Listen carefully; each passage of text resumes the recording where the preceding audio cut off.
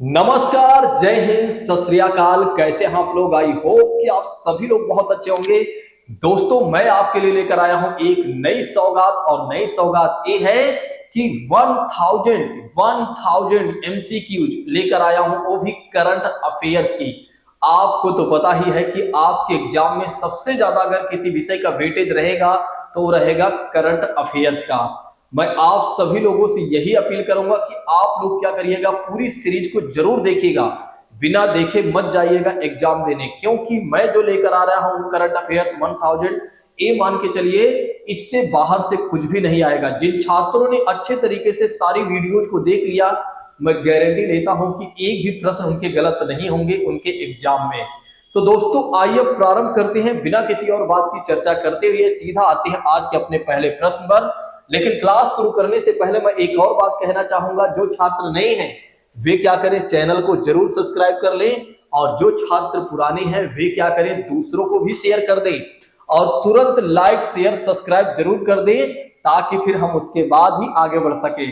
तो जल्दी से लाइक शेयर सब्सक्राइब करिए, ताकि हम अपने एक तरह से सीक्वेंस को आगे बढ़ाएं, यानी कि अपने क्रम को हम आगे बढ़ाएं। आइए बात करते हैं सबसे पहले आज के पहले प्रश्न के बारे में कि 75वें गणतंत्र दिवस समारोह 2024 के मुख्य अतिथि कौन होंगे।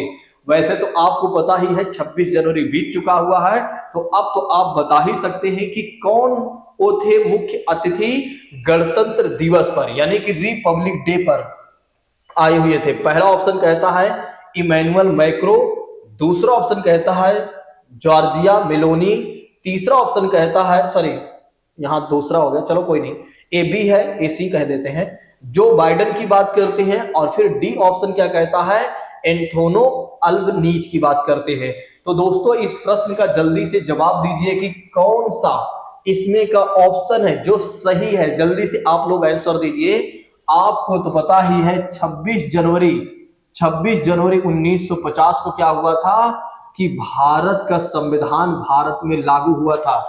26 जनवरी 1950 की बात करते हैं, तो 26 जनवरी 1950 को क्या हुआ था कि भारत का संविधान भारत में लागू हुआ था, और इसी दिन भारत एक गणतंत्र राष्ट्र बन जाता है। क्या बन जाता है? गणतंत्र राष्ट्र बन जाता है, यानी कि रिपब्लिक राष्ट्र बन जाता है। रिपब्लिक राज्य क्यों बन जाता है, राष्ट्र बन जाता है?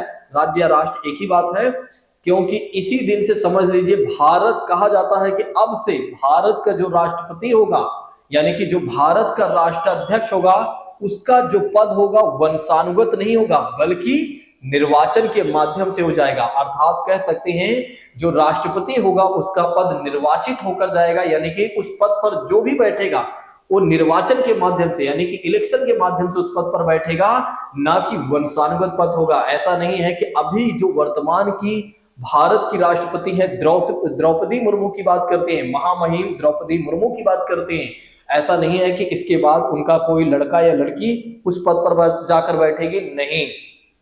इसके बाद फिर से इलेक्शन होगा 5 साल बाद, और जो जीतेगा वो बनेगा भारत का राष्ट्रपति। ऐसे में अगर आप देखें तो इस प्रश्न का जो सही जवाब हो जाएगा दोस्तों, वो हो जाएगा, पहला हो जाएगा इमैनुअल मैक्रो की बात करते हैं, जो कि फ्रांस के राष्ट्रपति हैं। फ्रांस के राष्ट्रपति हैं, ये बातें याद रखिएगा इमैनुअल मैक्रो के बारे में। ठीक है, चलिए अब आइए हम बात करते हैं इसी के साथ अगले प्रश्न के बारे में। तो इस प्रश्न का जवाब आप लोग दीजिए जल्दी से। देखिए, साहित्य अकादमी पुरस्कार 2023 की बात करते हैं, तो साहित्य अकादमी पुरस्कार 2023 की बात करते हैं, तो किस उपन्यासकार को उपन्यास रेक्विएम इन रागा जानकी के लिए अंग्रेजी भाषा का पुरस्कार मिला हुआ है? बड़ा ही प्यारा प्रश्न है, बड़ा ही प्यारा प्रश्न है। ऐसे ही प्रश्न आपके एग्जाम में पूछे जाते हैं, और कई बार ऐसे ही प्रश्न आप गलत कर देते हैं, आपको आता रहता है फिर भी। तो दोस्तों, पहला ऑप्शन कहता है कि अमित दास गौतम, दूसरा ऑप्शन कहता है गणेश देव सिंह, और तीसरा ऑप्शन कहता है नीलम शरण गौर, और चौथा ऑप्शन कहता है मुकेश सिंह जोरावर की बात करते हैं। बड़ा ही प्यारा प्रश्न है, जल्दी से जवाब दीजिए। बहुत सारे छात्र जवाब देना शुरू कर दिए हैं, बहुत सारे छात्र जवाब देना शुरू कर दिए हैं, तो जल्दी से दोस्तों इस प्रश्न का जवाब दीजिए। तो ऐसे में अगर आप देखें तो साहित्य अकादमी पुरस्कार 2023 में किस उपन्यासकार की बात करते हैं, तो किस उपन्यासकार को और किस उपन्यास के लिए, यानी कि जो उपन्यास है रेक्विएम इन रागा जानकी के लिए उन्हें अंग्रेजी भाषा में पुरस्कार मिला हुआ है दोस्तों, वो है नीलम शरण गौर। कौन है? नीलम शरण गौर की बात करते हैं तो ध्यान रखिएगा, नीलम शरण गौर की बात करते हैं तो ध्यान रखिएगा, आपके एग्जाम में पूछा जा सकता है इनसे प्रश्न। चलिए अब आइए हम बात करते हैं दोस्तों इसी के साथ अगले प्रश्न के बारे में। तो इस प्रश्न का भी जवाब देने का प्रयास कीजिएगा, कहीं जाइएगा नहीं, एक एक क्वेश्चन को जरूर आंसर देने का प्रयास कीजिएगा। अगर नहीं दे पा रहे हैं तो फिर भी आप देखते चलिए, अगर आप देखते चलेंगे ना तो निश्चित तौर पर आप अगर देखे रहेंगे तो वहां पर जब क्वेश्चन में ऑप्शन देखने को मिलेगा तो आप आराम से सही कर ले जाएंगे। चलिए अब नेक्स्ट बात करते हैं, किस क्रिकेट टीम ने विजय हजारे ट्रॉफी 2023 का खिताब जीता हुआ है? पहला ऑप्शन कहता है दोस्तों राजस्थान, दूसरा ऑप्शन कहता है सौराष्ट्र की बात करते हैं तो सौराष्ट्र आपको मिलेगा गुजरात में मिलेगा, ठीक, गुजरात में मिलेगा। नेक्स्ट बात करते हैं तमिलनाडु की बात करते हैं, फिर बात करते हैं हरियाणा की बात करते हैं। बड़ा ही प्यारा प्रश्न है, जल्दी से दोस्तों इस प्रश्न का जवाब दीजिए। देखिए राजस्थान की, देखिए तब तक हम कुछ अन्य बातें भी बात करते चलते हैं, कुछ अन्य बिंदुओं पर हम अपनी चर्चाएं करते चलते हैं। यहां पर अगर आप देखें तो राजस्थान की खास बातें हैं, यहां पर एक झील पाई जाती है, वो है सांभर झील, ठीक है, जो कि एक तरह से बताया जाता है सांभर झील जो है राजस्थान और भारत की सबसे बड़ी खारे पानी की झील है, यानी कि सबसे ज्यादा खारे पानी के जो झील है दोस्तों वो सांभर झील की बात करते हैं जो कि राजस्थान में है। सौराष्ट्र की बात करते हैं, सौराष्ट्र मतलब गुजरात की बात करते हैं, सिंधु घाटी सभ्यता में एक स्थल यहां पर मिला था दोस्तों, वो था लोथल की बात करते हैं, तो लोथल यहाँ का एक प्रमुख बंदरगाह भी था, ठीक है। ऐसे ही कुछ अन्य बिंदुओं के बारे में भी हम चर्चाएं करते चलते हैं जिससे कि हमारा रिवीजन होता चले। चलिए नेक्स्ट बात करते हैं, तमिलनाडु की बात करते हैं। तमिलनाडु में आप जानते हैं कि कन्याकुमारी आपको मिलेगा, ठीक है, और तमिलनाडु, देखिए तमिलनाडु और बात करते हैं श्रीलंका, तो यहां पर श्रीलंका की बात करते हैं, श्रीलंका की बात करते हैं तो यहां पर पाक जल संधि मिलेगी जो भारत और श्रीलंका को अलग करने या जोड़ने का काम करती है दोस्तों, ठीक है। ये बातें आप ध्यान रखिएगा, कई बार तमिलनाडु से पूछ लेता है कि तमिलनाडु और श्रीलंका को जोड़ने वाली जल संधि या एक करने वाली जल संधि कौन सी है, तो पाक जल स्ट्रेट की बात करते हैं, यानी कि पाक जल संधि की बात करते हैं, ठीक है। तो जल्दी से दोस्तों इस प्रश्न का जवाब दीजिए, बहुत सारे छात्रों ने इसका जवाब दिया भी है, वो कि सही है आंसर नंबर डी की बात करते हैं, यानी कि सॉरी ऑप्शन नंबर डी की बात करते हैं तो ऑप्शन डी सही है, ठीक है। तो ये बातें याद रखिएगा, ठीक है। अब हरियाणा की बात कर लेते हैं दोस्तों, तो हरियाणा की राजधानी क्या है, हरियाणा की राजधानी है चंडीगढ़ है। चलिए अब नेक्स्ट बात कर लेते हैं इसी के साथ अगले प्रश्न के बारे में। तो अगला प्रश्न क्या कहता है, किस टीम ने पुरुष अंडर 19 एशिया कप 2023 का खिताब जीता है? पहला ऑप्शन कहता है भारत, दूसरा ऑप्शन कहता है पाकिस्तान, तीसरा ऑप्शन कहता है श्रीलंका और चौथा ऑप्शन कहता है दोस्तों बांग्लादेश। बड़ा ही प्यारा प्रश्न है ना, जल्दी से जवाब दीजिए, फटाफट देने का प्रयास कीजिए। बहुत सारे छात्र अपने जवाब देना शुरू कर दिए हैं, जो कि मैं देख पा रहा हूं, बहुत सारे छात्र जवाब देने का प्रयास कर रहे हैं और देना भी शुरू कर दिए हैं। तो दोस्तों पुरुष अंडर 19 एशिया कप 2023 का खिताब किस देश ने जीता हुआ है, तो ध्यान रखिएगा वो बात करते हैं बांग्लादेश की बात करते हैं, तो बांग्लादेश ने जीता हुआ है। और बांग्लादेश की बात करते हैं तो इसकी राजधानी क्या है दोस्तों, इसकी राजधानी है दोस्तों ढाका की बात करते हैं, तो इसकी राजधानी क्या है, ढाका है। और बांग्लादेश की बात करते हैं तो सार्क संगठन का यह सदस्य भी है, तो ध्यान रखिएगा सार्क संगठन का सदस्य भी है। बांग्लादेश की बात करते हैं तो बांग्लादेश जो है सार्क संगठन का सदस्य भी है और जिसने अंडर 19 एशिया कप 2023 का खिताब जीता हुआ है। चलिए अब आइए बात करते हैं इसी के साथ अगले प्रश्न के बारे में, जवाब देने का प्रयास कीजिएगा। 24.75 करोड़ रुपए में खरीदे जाने वाले आईपीएल इतिहास के अब तक के सबसे महंगे खिलाड़ी कौन बने हैं? सबसे महंगे खिलाड़ी अभी तक के कौन बने हुए हैं, अपने आप में एक अद्भुत प्रश्न है। अब ऐसे ही प्रश्न आपके एग्जाम में अगर बन जाएंगे तो आप गलत करके आ जाएंगे, क्योंकि आपको पता है कि आप क्या कर देते हैं, कई बार जो सिली क्वेश्चन होते हैं जिनको आपको आता भी रहता है उसको भी जल्दबाजी में आप गलत कर देते हैं। नहीं, जल्दबाजी नहीं, ध्यान से पढ़िएगा। मिचेल स्टार्क जो कि ऑस्ट्रेलिया का है, करुण नायर जो कि भारत के हैं, पैट कमिंस की बात करते हैं जो कि ऑस्ट्रेलिया का है, और रोवमन पोवेल विंडीज की बात करते हैं तो ये विंडीज का है। बताइएगा दोस्तों इस प्रश्न का सही जवाब क्या हो जाएगा। बड़ा ही प्यारा प्रश्न है, जल्दी से जवाब दीजिए कि सबसे महंगा खिलाड़ी कौन सा है इसमें से, या सबसे महंगे खिलाड़ी इसमें से कौन सा है दोस्तों, जल्दी से इसका आंसर बताइए। बहुत सारे छात्रों ने इसका पहला ऑप्शन टिक किया हुआ है जो कि मैं भी उनके समर्थन में ही जाना चाहूंगा। मिचेल स्टार्क की बात करते हैं जो कि ऑस्ट्रेलिया का है, यह सबसे महंगा खिलाड़ी है। तो आईपीएल के इतिहास में अब तक की बात करते हैं, देखिए अब तक की बात करते हैं तो अब तक का सबसे महंगा खिलाड़ी यही रहा है। तो अपने आप में एक अद्भुत प्रश्न कह सकते हैं, मे भी आपके एग्जामिनेशन में यहां से प्रश्न बन ही जाए। चलिए अब हम बात करते हैं इसी के साथ अगले प्रश्न के बारे में। थोड़ा से धैर्य बनाए रखिए और हर एक प्रश्न का जवाब देने के बारे में सोचिए आप लोग। बहुत सारे छात्रों को मैंने ऑफलाइन पढ़ाया हुआ है। जिन छात्रों ने मुझसे ऑफलाइन पढ़ लिया हो वे लोग क्या करें, एक बार करंट अफेयर्स को पूरा रिवीजन कर लें जितना भी मैंने पढ़ाया हुआ है। मैं कहता हूं कि उनके प्रश्न गलत नहीं होंगे उनके एग्जाम में। चलिए नेक्स्ट बात करते हैं या टेस्ट में। मिस इंडिया यूएसए 2023 का खिताब किसने जीता हुआ है। मिस इंडिया यूएसए 2023 का खिताब किसने जीता हुआ है। पहला ऑप्शन कहता है अनीता खन्ना और दूसरा ऑप्शन कहता है नीलम चौधरी। सॉरी चलो कोई नहीं, तो तीसरा ऑप्शन यहाँ हो गया है। बी ऑप्शन कहता है रिजुल मैनी, तीसरा ऑप्शन कहता है नीलम चौधरी और चौथा ऑप्शन कहता है मधुबाला राव। तो दोस्तों जल्दी से इस प्रश्न का जवाब दीजिए, क्या होगा इस प्रश्न का जवाब। बहुत सारे छात्र जवाब देने के बारे में सोच रहे हैं और फटाफट आंसर भी आना शुरू हो जाता है। मैंने देखा है कि बहुत सारे छात्र जवाब देते भी हैं, ठीक है, और वे गलत भले होता है लेकिन वे जरूर अपना एक बार किस्मत को आजमाते ही हैं, ठीक है। तो मिस इंडिया यूएसए 2023 का खिताब किसने जीता हुआ है, बड़ा ही प्यारा प्रश्न है, अपने आप में एक अद्भुत प्रश्न कह सकते हैं। तो दोस्तों ऐसे में अगर आप देखें तो जिन छात्रों ने जवाब दिया हुआ है, ठीक है, उन छात्रों से मैं कहना चाहूंगा बिल्कुल इसी तरह से वे अपना प्रयास जारी रखें। एक ना एक दिन ऐसा आएगा जब उनके ज्यादा से ज्यादा प्रश्न सही होने लगेंगे।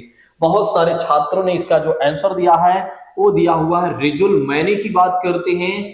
रिजुल मैनी की बात करते हैं तो ये जो है मिस इंडिया यूएसए 2023 का खिताब इन्होंने जीता हुआ है। इनका नेम तुरंत अपने दिमाग में अपने कॉपी में लिख लीजिए, अपने दिमाग में अपने कॉपी में जरूर लिख लीजिए, क्योंकि आपसे क्वेश्चन पूछा जा सकता है कि मिस इंडिया यूएसए 2023 का खिताब किसने जीता हुआ है। तो रिजुल मैनी की बात करते हैं, इनका नेम याद रखिएगा। चलिए आगे बढ़ लेते हैं इसी के साथ। अगला प्रश्न है कि हाल ही में किस लेखक या लेखिका को व्यास सम्मान 2023 मिला हुआ है। व्यास सम्मान 2023 मिला हुआ है, बड़ा ही प्यारा प्रश्न है।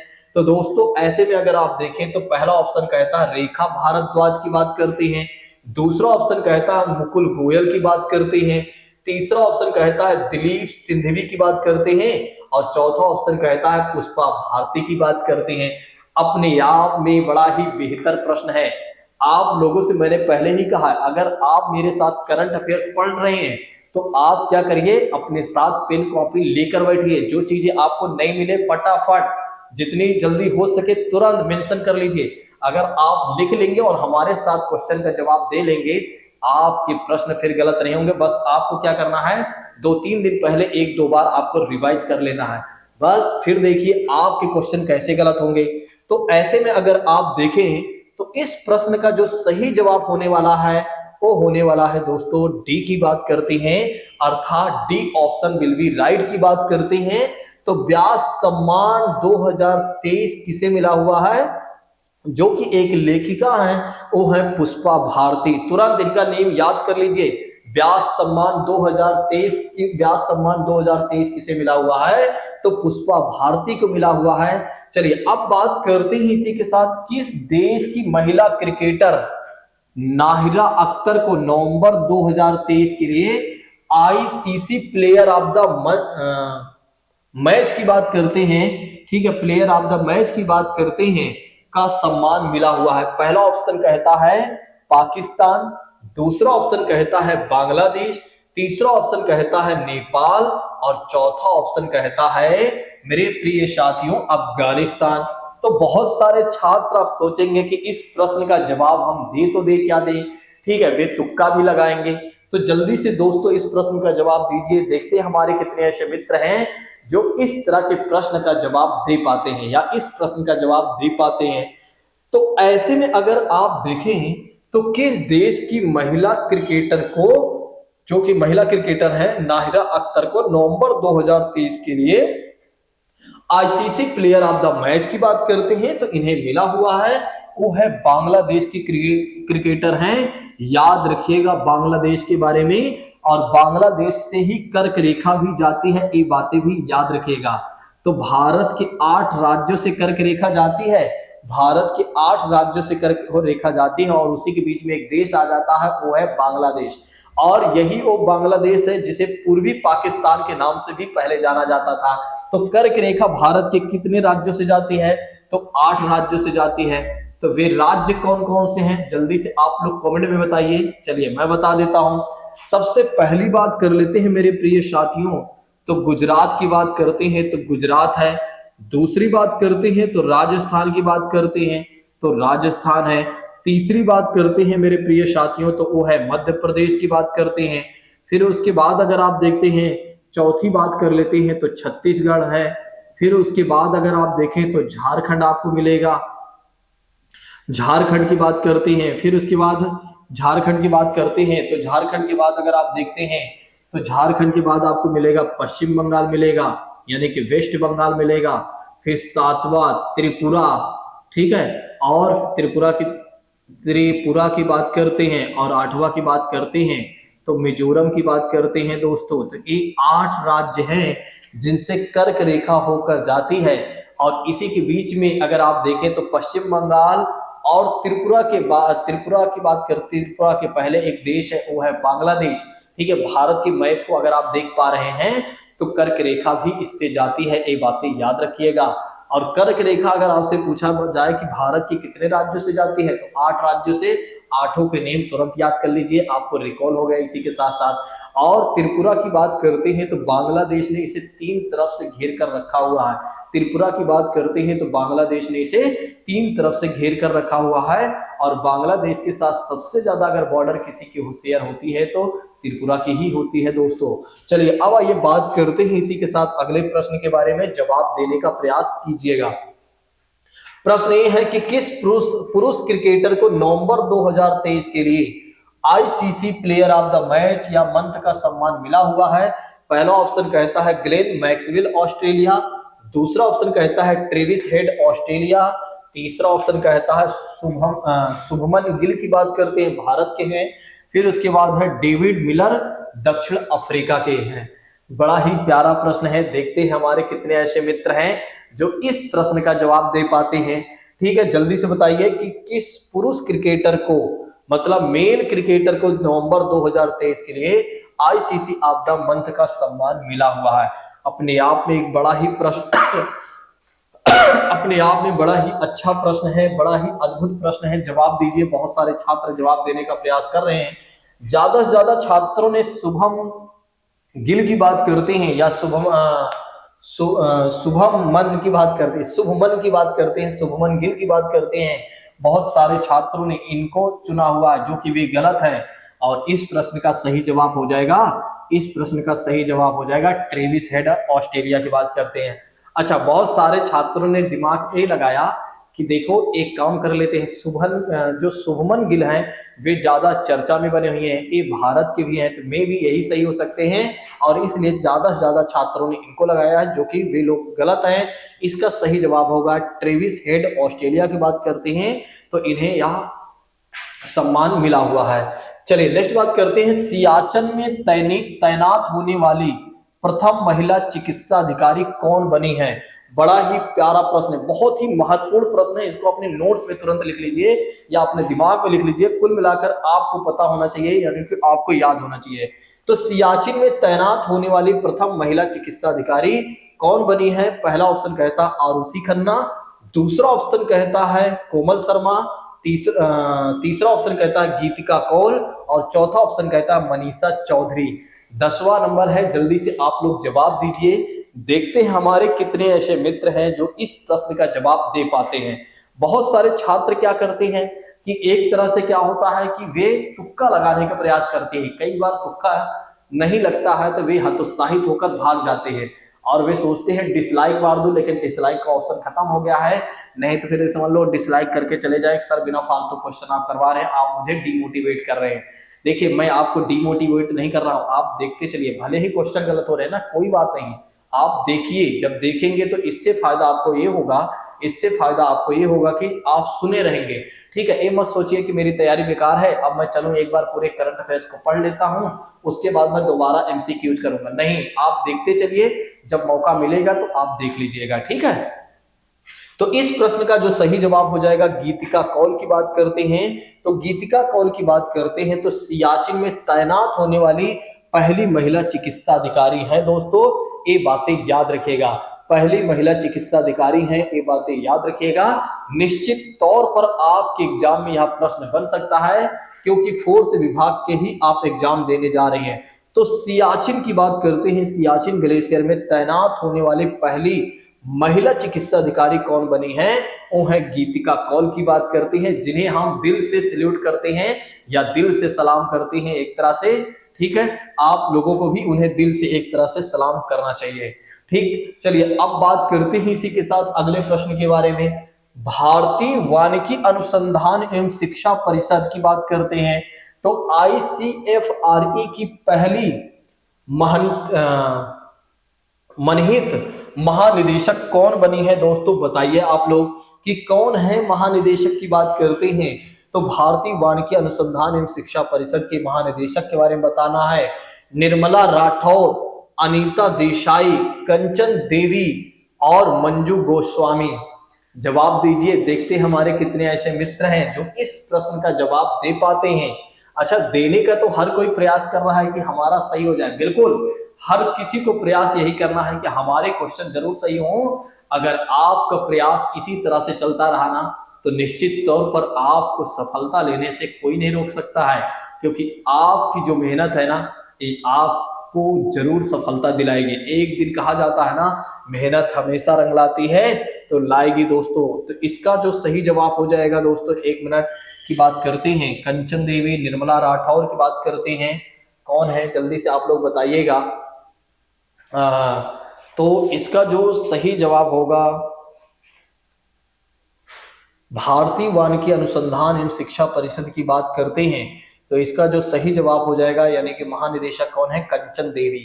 तो कंचन देवी की बात करते हैं दोस्तों, कंचन देवी की बात करते हैं, तो कंचन देवी की बात करते हैं, तो इसका सही जवाब हो जाएगा बी सही हो जाएगा। बहुत सारे छात्रों ने सी लगा दिया, ठीक है, मुझे लगा कि सी सही है, इसलिए मैंने भी सोचा कि सी ही लगा देता हूं। तो ऐसे में अगर आप देखें तो इसका सही जवाब हो जाएगा बी सही हो जाएगा, ये बातें याद रखिएगा। चलिए अब आइए बात करते हैं इसी के साथ अगले प्रश्न के बारे में। तो दोस्तों इस प्रश्न का जवाब दीजिए। प्रश्न में ये कहा जा रहा है कि 1 दिसंबर को किस राज्य ने अपना 61वां स्थापना दिवस मनाया हुआ है? कौन सा और राज्य है जिसने 61th अपना स्टेब्लिश डे मनाया हुआ है? पहला ऑप्शन कहता है मिजोरम, दूसरा ऑप्शन कहता है मणिपुर, तीसरा ऑप्शन कहता है दोस्तों नागालैंड और चौथा ऑप्शन कहता है मेघालय। तो जल्दी से दोस्तों इस प्रश्न का जवाब दीजिए। अगर आप देखें तो सबसे ज्यादा अगर कहीं पर बारिश होती है तो मेघालय का एक जिला है, वो है मासिन राम की बात करते हैं, मासिन राम की बात करते हैं। तो मासिन राम की बात करते हैं दोस्तों, तो यहाँ पर सबसे ज्यादा बारिश होती है, ये बातें याद रखिएगा। और मणिपुर की एक खास बात याद रखिएगा, यहाँ पर क्या है, एक झील पाई जाती है और वो झील है दोस्तों लोकटक झील, जो कि पूर्वोत्तर भारत की बात करते हैं, पूर्वोत्तर भारत की सबसे ताजे पानी या मीठे पानी की झील है लोकटक झील। तो पूर्वोत्तर भारत की सबसे ताजे पानी की झील की बात करते हैं तो लोकटक झील है, जो कि मणिपुर में है। और भारत की सबसे बड़ी ताजे पानी की झील कौन सी है? भारत की सबसे बड़ी ताजे पानी की झील कौन सी है, तो वो है वुलर झील की बात करते हैं। और वुलर झील हमें कहाँ मिलेगी, जम्मू कश्मीर में मिलेगी, याद रखिएगा। चलिए जल्दी से दोस्तों इस प्रश्न का जवाब दीजिए। ठीक है, तो इस प्रश्न का सही जवाब क्या हो जाएगा, देखते हैं हमारे कितने ऐसे मित्र हैं जो इस प्रश्न का सही जवाब दे पाते हैं। तो 1 दिसंबर को वो कौन सा राज्य है जिसने 61वां स्थापना दिवस मनाया हुआ है, तो वो है नागालैंड की बात करते हैं, नागालैंड की बात करते हैं, याद रखिएगा आप लोग। चलिए नेक्स्ट बात करते हैं इसी के साथ अगले प्रश्न के बारे में। साहित्य अकादमी पुरस्कार 2023 में किस उपन्यासकार को उनके उपन्यास मुझे पहचानो के लिए मैंने पढ़ाया हुआ है ऑफलाइन वाले बच्चों को, हिंदी भाषा का पुरस्कार मिला हुआ है। संजीव, विनोद जोशी, विजय शर्मा, वासुकीनाथ झा की बात करते हैं दोस्तों। जल्दी से इस प्रश्न का जवाब दीजिए।